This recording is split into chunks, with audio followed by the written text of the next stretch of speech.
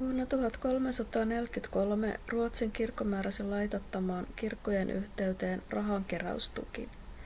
Pohjanmaalla oli paljon laivanrakennustoimintaa ja he alkoivat tehdä tukkien paikalle ukkoja. Ne keräsivät rahaa köyhille. Ukossa on aukko rahan laittamista varten. Oli pelimanniukkoja, mutta eniten tehtiin sotainvalidien näköisiä. Niitä tehtiin 1800-luvulle asti. Vaivaisukkoja on jäljellä noin 145. Suomessa on käytössä 108 kappaletta. Soinin kirkossa on vaivaisakka. Hauhon ukko esittää sokeaa Partimeusta, joka on mainittu Matteuksen evankeliumissa kerjäläisenä.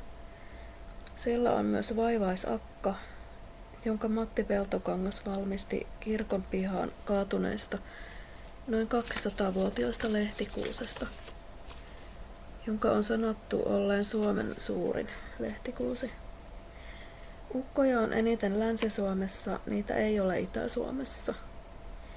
Vuonna 2012 perustettiin Pelastakaa vaivaisukot ry. Ukot näyttävät erinäköiseltä, ulkonäkö riippuu siitä, kuka sen on tehnyt. Ne kerjäsivät rahaa huutolaisille heidän lapsilleen, niitä olivat leskeksi jääneet ja orvot. 1900-luvulla rahaa kerättiin diakonissoille, nyt ne keräävät rahaa kirkon ulkomaan avulla.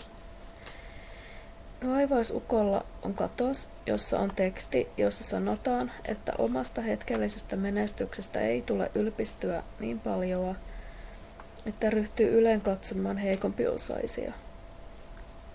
Pohjanmaalla rippikoululaiset laittavat usein rahan vaivaisukkoon, kun he pääsevät ripille. Ukot ovat yleensä aina ulkona, säiden armoilla, ne kuluvat ja niitä pitää huoltaa. Uusia vaivaisukkoja on tehty 2000-luvulla noin 10 kappaletta.